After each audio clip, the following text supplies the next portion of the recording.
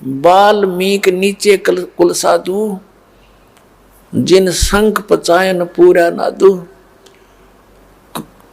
इसमें द्वापर युग में परमात्मा कबीर जी एक करुणा में नाम से, जैसे वो प्रत्येक युग में लीला करते हैं, जैसे कलयुग में कबीर नाम से वो प्रकट रहे हुए 120 वर्ष रहे, सह शरीर आए थे, सह शरीर चले गए। एक संत और एक सतगुरु की, एक भक्त की भूमिका करके एक उदाहरण पेश करते हैं। तो ऐसे वो करुणा में नाम से आए हुए थे द्वापर में, चारों युग में आते हैं भगवान। और उनका और वाल्मीकि परिवार, उनको जो बालक रूप में आए थे कमल के फूल पर, एक वाल्मीकि परिवार उठा ले गया था मालिक को।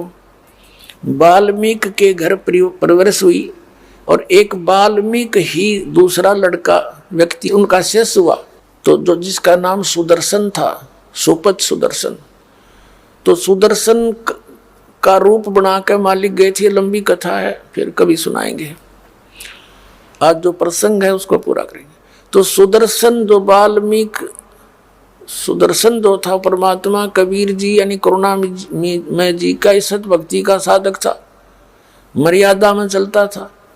जब वो वहां पहुंचे सुदर्शन रूप में, उन्होंने भोजन खाया।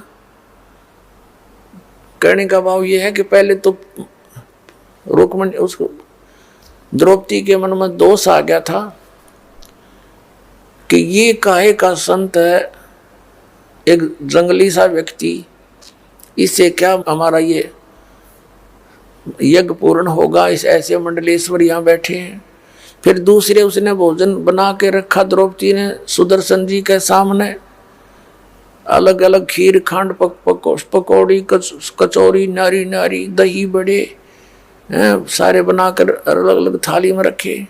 सुदर्शन जी ने क्या सोचा कि आज तक ये मन न्यारे न्यारे स्वाद करके बकवाद करेगा, कल फिर डिमांड करेगा मेरे से कि उसे फिर खाऊंगा। तो उन्होंने क्या किया, थोड़ा थोड़ा आइटम जितना खाना था सभी कटोरियों में से थाली में डाल लिया। हलवा भी, खीर भी, दाल भी, कचौड़ी भी, पकौड़ी भी थोड़ी थोड़ी ले करके अन्नों खिचड़ी बना ली। अब द्रौपदी ने सोचा था कि मैंने ऐसा भोजन बना के दिया है, ये जंगल में रहने वाला महात्मा खावेगा और मेरे गुण गावेगा, उंगली चाटता रह जाएगा। जब उसने देखा इसने तो सारा काम बिगाड़ दिया, 1 घंटे माथा मेरा आंखें फुड़वाई धूमे पर, इसने क्या कराया यो, तो उसके मन में यो दोष हो रह गया था, जिस कारण से जितना भोजन थाली में रखा था उस सुदर्शन जी ने 5 ग्रासों में खा लिया और 5 बार ही शंख बोला। आगे शंख नहीं बोला। तब युधिष्ठिर जी ने कहा कि भगवान होगी बात, बनेगी बात, शंख बोल गया। तब श्री कृष्ण जी ने कहा नहीं, शंख तो लगातार बोलना चाहिए था, ये रुकना नहीं चाहिए था घंटों तक, तब बात बनेगी। तब श्री कृष्ण जी से युधिष्ठिर जी ने कहा था कि हे भगवान और किसको लाओगे, अब कौन है।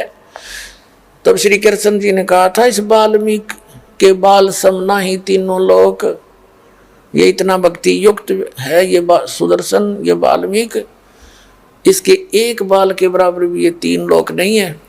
कोई त्रुटि अपने ही घर पे है युधिष्ठिर, कोई मन में दोष किसी प्राणी का है। श्री कृष्ण जी को मालूम था कि द्रौपदी नाक से कोड़े थी जब वो रोटी खावा था। द्रौपदी बुलाई और पूछा बहन साची बताना, आपने क्या सोचा जब महापुरुष जी ने खाना खाया, इसके बिना यज्ञ पूर्ण नहीं हो सकता, और तूने क्या समझ रखा ये कोई छोटी बात ना समझे। क्योंकि वहां उस समय वो परमात्मा स्वयं विराजमान थे, पूर्ण ब्रह्म जो करुणा में नाम से प्रकट थे कबीर जी सुदर्शन रूप में। और श्री कृष्ण को आभास हो रहा था कि ये आम व्यक्ति नहीं है। तब कह रहा था कि सुदर्शन कोई छोटी बात ना समझो इसको, क्योंकि आभास उसी को होता है जिसमें कोई अंदर वस्तु होती है आध्यात्मिक। श्री कृष्ण जी पुण्यकर्मी प्राणी थे, तभी तो 3 लोक के प्रभु बने हुए हैं। तो वही महसूस कर सके कि ये आम व्यक्ति नहीं है, बाकी जितने बैठे थे उसको तो मजाक कर ही रहे थे वो। अब ये कथा बतानी पड़ गई, इसलिए आवश्यक थी यहाँ पर। तो द्रौपदी ने कहा, भगवान मेरे से गलती बन गई, मैंने बहुत गलत सोच लिया कि मैंने 1 घंटे तक धूमे में आँख पड़वाई और नरे नरे आइटम बना के रखे कि महाराज जी प्रसन्न होंगे भोजन खा के, और इसने ऐसा काम कर दिया, सभी एक कर लिया। तो मुझे दुख हुआ इस बात का, और मन में ये दोष आ गया कि ये काहे का शंख बजाओगा, शूद्र का शूद्र ही रहा, इसने खान का भी ना पता, मनीषा बढ़िया भोजन दिया, इसने कदे खाया भी ना होगा, देखा भी ना होगा। तब श्री कृष्ण कहने लगे कि द्रौपदी यह भीतरी कमजोरी है, तने ये सोच लिया कि इस महापुरुष को मनीषा भोजन खिला दिया, ये तो तुम्हें खिला रहे भोजन, इसने तो एहसान कर दिया तेरे ऊपर, तेरे घर का टूक तोड़ लिया कि ये तेरा तो उद्धार करने आए थे, और तू क्या बकवास सोच बैठी।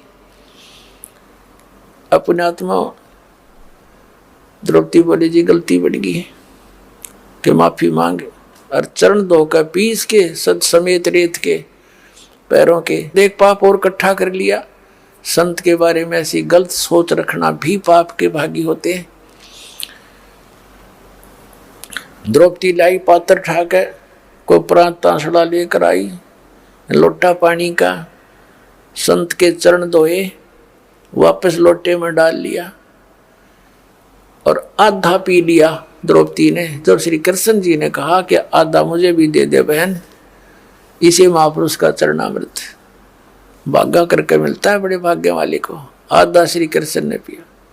तब कहते वो शंख बजा था और पूरी पृथ्वी पर आवाज गई थी और सब वातावरण बदल गया था पूरी पृथ्वी का, सब वृक्षों पर बहार आ गई थी, फूल खिल गए थे।